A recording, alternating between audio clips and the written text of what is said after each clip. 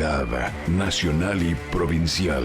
El análisis de la política de Hugo Gira en El Quinto Poder con Mónica Leiva. Muy bien, 11 minutos pasaron después de las 10 de la mañana. Bueno, hoy día miércoles lo tenemos aquí al colega Hugo Gira, bueno, para analizar un poco las novedades de la semana. En este caso, bueno, lo más reciente, Hugo, como si querés que arranquemos por allí, Dale. La reunión del gabinete de Frigerio con el de Puyaro, que tendrá concentración en Paraná, ¿no? ¿Cómo te va? Buen día. ¿Qué tal? Buen día. Bueno, primera reunión así de todo el gabinete de Rogelio Frigerio con el del futuro gobernador de Santa Fe, que también es de Cambiemos, Sí, o de Juntos por el o de Cambio, Juntos, sí. Puyaro.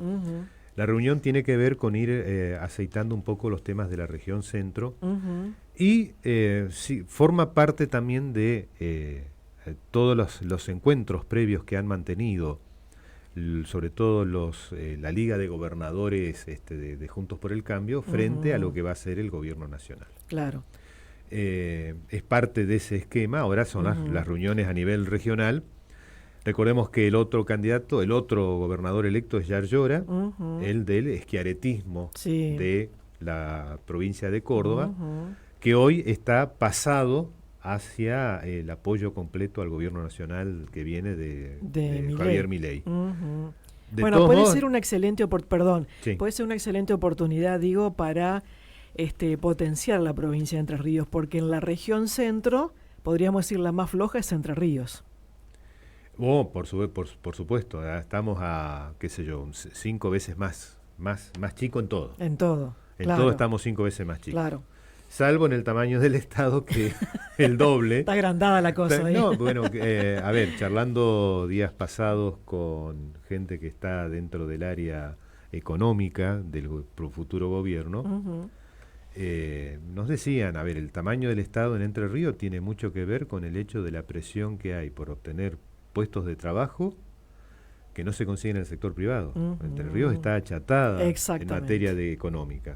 Entonces se entiende de que de pronto el dirigente político que llega a un cargo de poder, y bueno, para sacarse un problema de encima, que es el problema del desempleo, bueno, empieza a juntar, empieza por sus compañeritos y o correligionarios, y después, bueno, se transforma en una agencia de colocaciones que es típico de las economías estructuralmente subdesarrolladas o mal desarrolladas, que es el problema que no tiene crecen por el lado privado. Exacto. A ver, ese es un problema con el que tropezó el gobierno anterior, que ahora se está yendo, y es el primer problema que va a tropezar este gobierno también.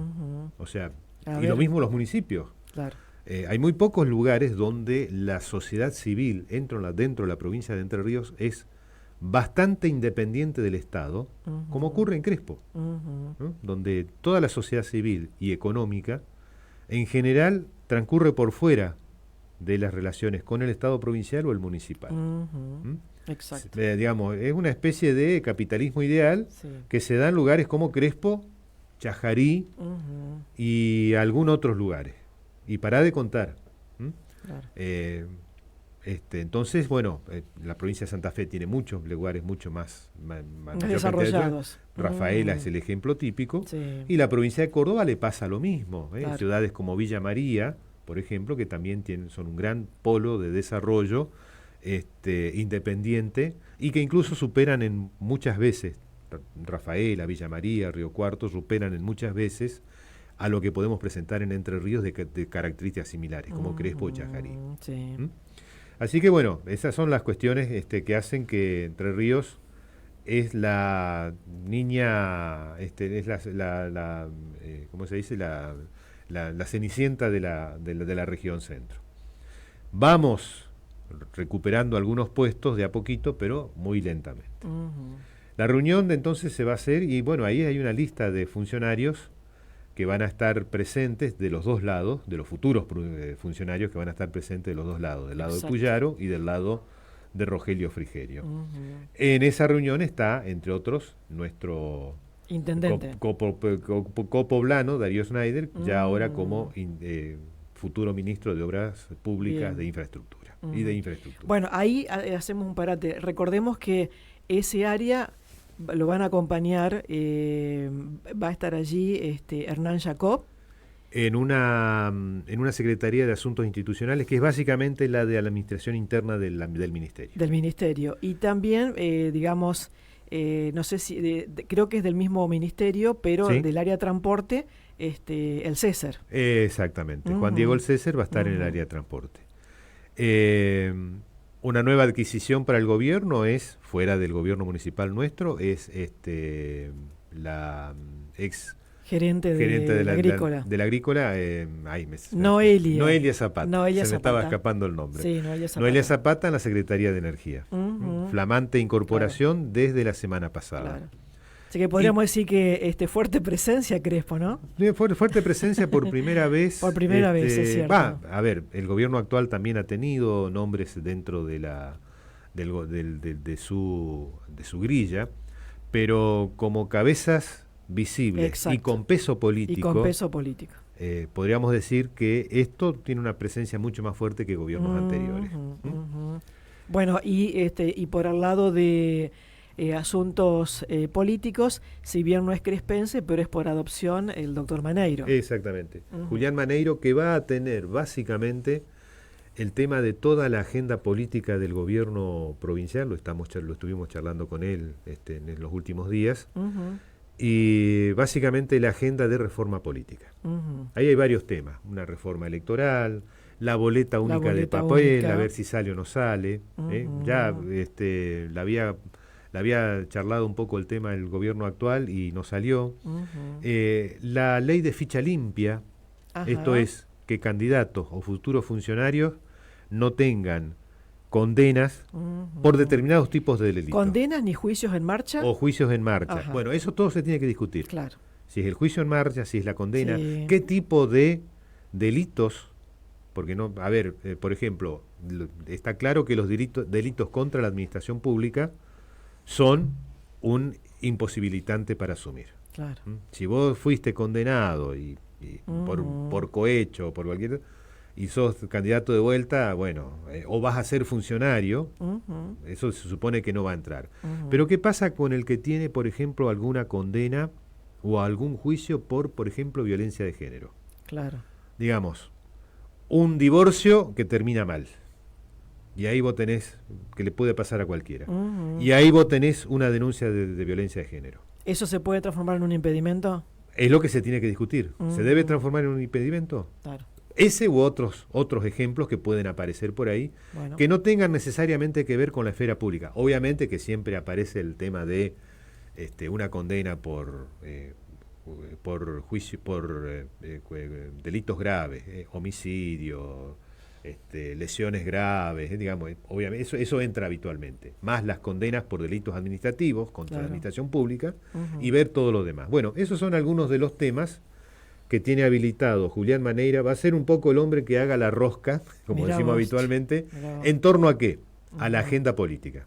Él tiene que juntarse con sus propios correligionarios para ponerlos a todos de acuerdo, tiene que juntarse con la oposición política, tiene que hablar con los municipios también, con las dirigencias políticas Tiene que del municipio. aceitar todo eso, ¿no? Tiene que hablar con el Poder Judicial. Todas esas cuestiones están ahí dando vueltas. Claro. Donde intervengan cuestiones que correspondan, por ejemplo, a un área de seguridad, bueno, la policía también tiene que intervenir, Claro. los jefes policiales, en fin. Bueno, todo ese es el área de asuntos políticos que va a estar Julián Maneiro, pero donde el título general es reforma política, la cual pueden Bien. surgir varias leyes o alguna codificación común si nos ponemos de acuerdo, lo cual es mucho más difícil siempre. Claro. Bueno, Normalmente salen ardua leyes tarea acá. la que le espera entonces. Le esperan arduas tareas y Sí. los tiempos que obviamente cuando uno charla con ellos lo tienen en claro que los tiempos actuales son difíciles y los que vienen van a ser mucho más difíciles a nivel general. Te voy hablando de los tiempos que terminan. Hay una interesante nota, y con eso podemos ir viendo otras cuestiones, sobre cómo termina Alberto Fernández. Ajá. Este es un trabajo que hizo la página web de chequeo de noticias Chequeado. El chequeado, sí. Que Sí. la suelo mirar mucho porque suele tener notas interesantes y sobre todo las panorámicas, en la búsqueda de un periodismo de objetividad, más allá de todo tipo de grietas, cosa que es muy difícil de hacer, Claro. pero en general logra bastantes cosas para el análisis. Bueno. Hay 11 puntos que Alberto Fernández hizo bien, regular o mal, y que así recibe el país Javier Milei. Hay más pobreza y todo eso comparado con el 2019. ¿Cómo recibió Fernández y cómo le entrega Milei? ¿Cómo recibió Fernández de Macri? Bien. Fernández deja más pobreza e indigencia que en 2019, que a su vez Macri había recibido de Cristina con menos pobreza e indigencia. O sea, venimos en caída en los últimos 8 años. El comienzo del Frente de Todos, el gobierno fue del 40% y actualmente estamos en el 42% de pobreza más indigencia. Hay más empleo. Mejoró el empleo en los últimos 4 años, pero es de peor calidad. Porque lo que se ha creado es sobre todo trabajo informal y de bajas remuneraciones. Entonces, el desempleo se ha contenido. Con Mauricio Macri aumentó mucho el desempleo, casi lo duplicó. Con Alberto Fernández ha bajado muy levemente, no pudo bajar a los niveles que había, por ejemplo, que había dejado Cristina. Continuó el deterioro del salario iniciado en la gestión de Mauricio Macri. La pérdida adquisitiva del poder del salario con Macri fue del 20% y la caída del salario en el periodo de Fernández está en torno al 6%. O sea que en los últimos 8 años los asalariados han perdido 26% o más, pero por lo menos un cuarto del poder adquisitivo que tenían antes. Las jubilaciones también en caída, aunque casi se sostuvieron, un 0,4% de caída real. O sea, vienen con la caída que les dejó Macri y lo sostuvieron, pero con una leve déficit del 0,4. En la seguridad hay mejoras por parte de Fernández. Una tasa fundamental para determinar criterios objetivos de cuánta seguridad hay en la sociedad es la tasa de homicidios dolosos, es decir, el que fue muerto adrede por el que lo mató. La Argentina no tiene un registro alto, eso es histórico. La tasa en 2019 era de 5,1 cada 100.000 y en la actualidad quedó en el 4,2. Es un registro muy bajo. En América Latina, por ejemplo, es mucho más bajo que el de Norteamérica, por ejemplo. Estados Unidos es un país más violento en ese sentido. Y en América Latina, junto con Chile y Uruguay, tenemos datos muy parecidos. El cono sur es bastante seguro de este tipo de tasas, la tasa de homicidios dolosos. Y de hecho, si uno piensa que fuera de Rosario, con su microclima de la droga muy particular, en el resto del país las situaciones no son tan graves. Lo que suele ocurrir es que cuando vos analizás este tipo de tasa y vos decís, no, en la Argentina no hay tanta problema de inseguridad cuando la tomás con el de homicidios dolosos. Incluso si se viera, que no tengo el dato acá, con el tema de robos y hurtos, tampoco Argentina tiene una tasa muy alta. Ese es un dato interesante. Pero sí está concentrada en determinados... concentrada en lugares, en situaciones, digamos, los pueblos más chicos obviamente no pasa nada. Exacto. Y en las grandes ciudades pasa mucho. Lo que vos tenés alto en la Argentina es la sensación de inseguridad. Claro. Por ejemplo, un dato histórico que recuerdo, en las últimas décadas, el país que se había escapado completamente con la inseguridad fue básicamente Colombia en los últimos 40 años. Colombia, sí. Después quedaron los países centroamericanos del norte, Guatemala, El Salvador y Honduras. Y estaba Venezuela, que en la última década, con su crisis muy profunda, también se les disparó el problema de la inseguridad. De hecho, Venezuela, Guatemala pasaron a ser los países más inseguros en algún momento. En el caso de Colombia, que durante décadas fue la reina de, por ejemplo, los crímenes, ahí estaba el narcotráfico, todo las vinculado mafias, con las mafias y la guerrilla, digamos, estaba el crimen político, que era minoritario, no era más del 20%. No faltaba nada ahí, Y el 80% era más que nada el crimen mafioso. Y era muy alto. A ver, Colombia siempre tuvo tasas de homicidio de 6, 7, 8 veces mayores que la Argentina. O sea, si nosotros rondamos el 5 o el 4 hoy, Colombia nunca bajaba del 25. Claro. 50, perdón, porque llegó a tener las situaciones más críticas en los años 90.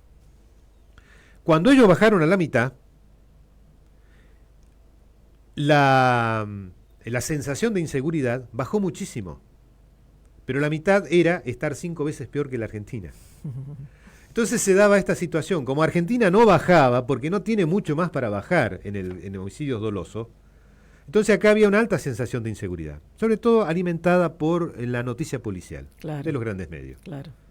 Hay épocas donde, ponele, un Crónica, ese tipo de medios están todo el día con 4 o 5 crímenes en el Gran Buenos Aires, repitiendo, y las escenas más escabrosas, y vos creés que es el acabose, y resulta que fueron 4 crímenes que se cometieron ese día en una ciudad de 13 millones de habitantes.